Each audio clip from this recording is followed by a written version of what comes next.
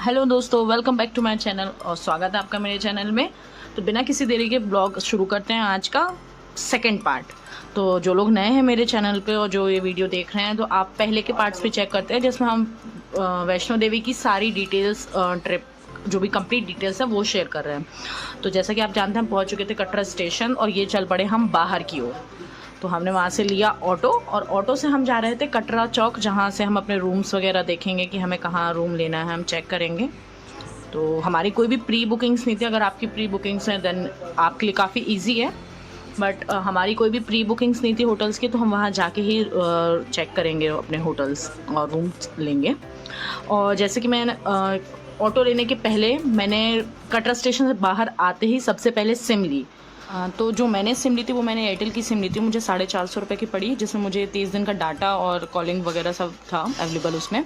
But अगर आपका number ज़रूरी है कि बंद नहीं रहना चाहिए, क्योंकि मैं अपने उस सिम के थ्रू व्हाट्सएप में कनेक्टेड थी लोगों से, बट अगर आप अपना नंबर बंद नहीं रख सकते हैं तो आप उसको पोस्ट पेड ही लेके आए यहाँ पे और फिर आप उसको यहाँ पे यूज़ कर सकते हैं, क्योंकि यहाँ पे प्रीपेड सिम वर्क नहीं करती हैं। और अगर आपके पास पोस्टपेड सिम अवेलेबल नहीं है तो फिर आप लोकल से ही पोस्टपेड सिम्स ले सकते हैं। तो जैसा कि आप वीडियो में देख पा रहे होंगे इतनी लंबी भीड़, तो ये सिर्फ और सिर्फ यात्रा पर्ची के लिए भीड़ थी, जो कि सुबह 5 बजे का नज़ारा था। काफ़ी लंबी लाइन थी। तो हम आ चुके हैं अपने होटल के लिए और हमने ये रूम चौक से मंदिर की तरफ जाते हुए कुछ 200 मीटर की दूरी पे लिया था, राइट हैंड में। इसका नाम था रुद्र पैलेस। तो हम अपने रूम्स वगैरह चेक कर रहे थे। तो इस डबल बेड वाले जॉइंट रूम का जो हमें चार्ज लगा था वो 1700 से 1800 रुपये लगा था, बट हमारे कोई काम का नहीं, क्योंकि हमने सिर्फ इसको 2 घंटे के लिए यूज़ किया। तो अब हम बताते हैं क्यों ऐसा क्यों हुआ। तो जैसा कि अगर आप कटरा पहुंच रहे हैं और आप तुरंत चढ़ाई नहीं कर रहे हैं, आप पहुंचने के बाद अगर रेस्ट कर रहे हैं तो हाँ, रूम्स फिर आप ज़रूर ले लीजिए। लेकिन अगर आप 2 ही 3 घंटे में फ्रेश अप होके चढ़ाई शुरू करना चाहते हैं तो आप रूम मत लीजिएगा। वहाँ पे अवेलेबिलिटी होती है कि आप अपना सामान रख सकते हैं, फ्रेश अप होके नहा के आराम से आप अगर चढ़ाई शुरू करना चाहते हैं तो ये भी सुविधा आपके लिए अवेलेबल होती है, जिसका कॉस्ट आपको 500 से 700 रुपये का आता है। और फिर आप वहाँ से चढ़ाई से वापस आने के बाद, दर्शन से वापस आने के बाद आप रूम ले सकते हैं। और ये मैं इसलिए सजेस्ट करूँगी क्योंकि हमें यात्रा के लिए और दर्शन के लिए पूरे 24 घंटे लगे, तो जिसमें हम अगले दिन 13 मई को 1 से 2 बजे के बीच में वापस आ पाए, जो हमारे तो जब तक हमारा रूम का चेकआउट का भी समय हो चुका था। तो अगर आप तुरंत चढ़ाई करने वाले हैं तो रूम ना लेके आप थोड़े ही समय के लिए रूम ले, 2-3 घंटे के लिए, जिसका कॉस्ट 500 से 700 का है। तो ये देखिए, ये हो गए हम रेडी। हम 5 बजे, 5:30 बजे यहाँ पे रूम पे आए थे और 9 बजे हम रेडी होकर निकल पड़े चढ़ाई के लिए, क्योंकि हमें रेस्ट नहीं करना था, हम तुरंत ही चढ़ाई शुरू करना चाहते हैं। तो ये निकल पड़े हम बाहर के लिए और मम्मी देखिए तुरंत बाहर चली भी गई। तो बस चलते हैं और लेते हैं अपनी यात्रा पर्ची।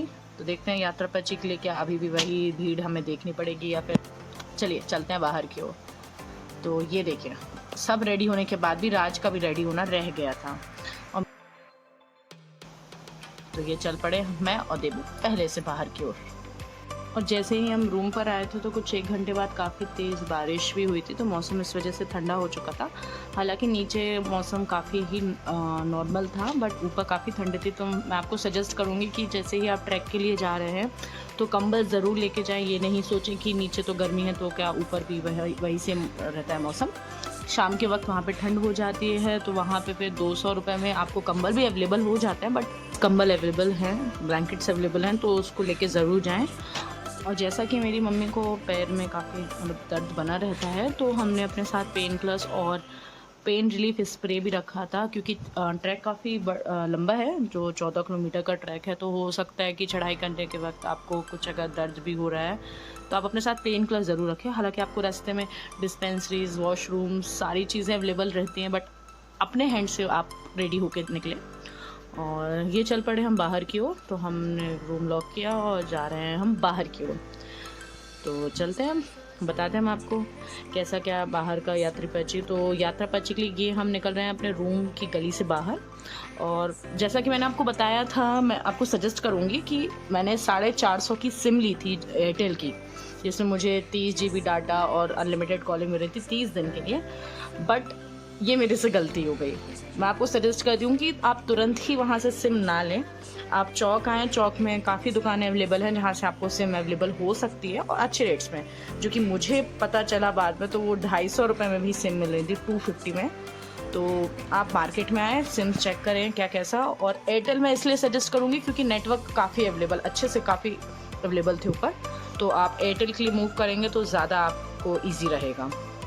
तो इस तरफ हमें जाना था चढ़ाई की ओर, बट पहले हम जा रहे हैं लेफ़्ट हैंड को, क्योंकि यहाँ से हम जाके पहले अपनी यात्रा पर्ची रेडी करवाएंगे। तो चलते हैं बाहर की ओर और देखते हैं क्या कैसा यात्रा पर्ची का प्रोसेस है। बट जहाँ तक हमें पता था कि हमें आधार कार्ड अपने लेके चलना है, तो आप अपने आधार कार्ड अपने साथ में ही रखें।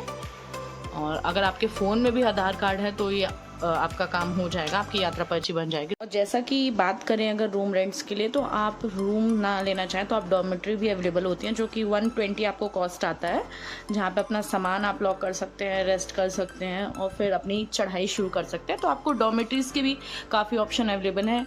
माता वैष्णो देवी श्राइन बोर्ड की तरफ से भी उनके वेबसाइट पर आपको प्री बुकिंग्स होती हैं जो कि भवन के लिए हैं, तो आप वो भी चेक कर सकते हैं।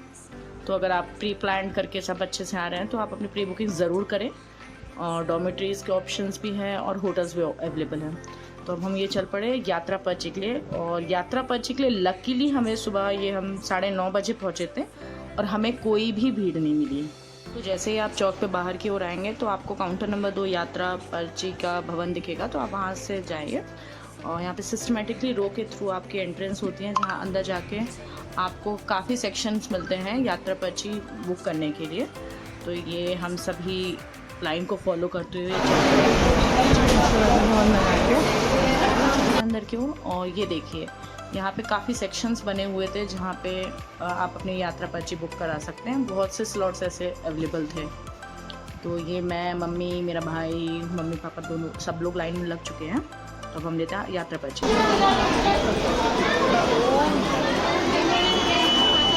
तो ये अपना आधार कार्ड लेके हम अंदर चल रहे हैं। यहाँ पे 2 रोज़ है जिसमें एक इन रहता है, एक आउट रहता है। तो आप जैसे बनवाएंगे टिकट्स वगैरह तो फिर आप पर्ची वगैरह, फिर आप दूसरे रोड से निकल जाइए। ऐसे बहुत से सेक्शंस बना के रखे हैं। चलिए हम अपना लेते हैं। आपका आधार देखा, फ़ोटो कैप्चर किया और यात्रा पास, ये मुझे मेरा कार्ड मिल गया। ये यात्रा पास पूरे ट्रैक के दौरान आपके साथ रहना चाहिए, तो आप भी साथ में ही रखें। देखो दीदी को कितना मस्त मिला यार हम लोग को। तो अब चलते हैं बाहर की ओर और फिर हम वापस वही चौक से रास्ते प्रथम द्वार की ओर जाएंगे, जहाँ पर हमारी चेकिंग्स वगैरह होंगी। तो पहले चलते बाहर की ओर और हमें कुछ नाश्ता वगैरह भी करना था, क्योंकि हमने सुबह से कुछ भी नहीं खाया था। तो हम पहले अब जाके नाश्ता करेंगे, उसके बाद हम निकलेंगे ट्रैक के लिए।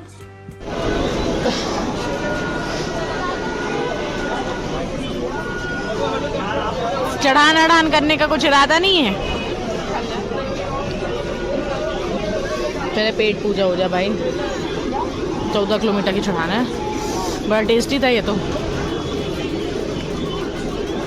आपकी चॉइस में है, आप कुलचे छोले के साथ खाना चाहोगे या आप सोयाबीन की एक ग्रेवी बना के रखते हैं उसके साथ, आपकी चॉइस में। ट्राई ज़रूर करो। ये टिकट जहाँ से यात्रा पर्ची बनती है, तो आप जैसे बाहर निकलोगे तो बहुत सारे ऐसे साइकिल में स्टॉल मिल जाएगा आपको, जहाँ पे आपको छोले कुलचे और सोयाबीन बैटर जो भी है मिल जाएगा। इस डिश का परफेक्ट नेम नहीं पता। अब हमें चढ़ाई शुरू करनी है, इसके लिए हमें इस तरफ जाना है। अभी राज गया है ATM से कुछ विड्रॉल्स करने, इस तरीके का नज़ारा है इस तरफ का, बढ़िया है यार। तो हम यहाँ से जाएंगे चौक की ओर और फिर चौक से हम निकलेंगे प्रथम द्वार की ओर, जो कि पूरा 2 किलोमीटर का रास्ता है। तो ये आपके चॉइस में, आप चाहें तो ऑटो से भी जा सकते हैं नीचे, प्रथम द्वार तक के लिए ऑटो जाती हैं। और अगर आप पैदल ही जाना चाहते हैं तो पैदल रास्ते के मज़े लेते हुए जाते जाइए।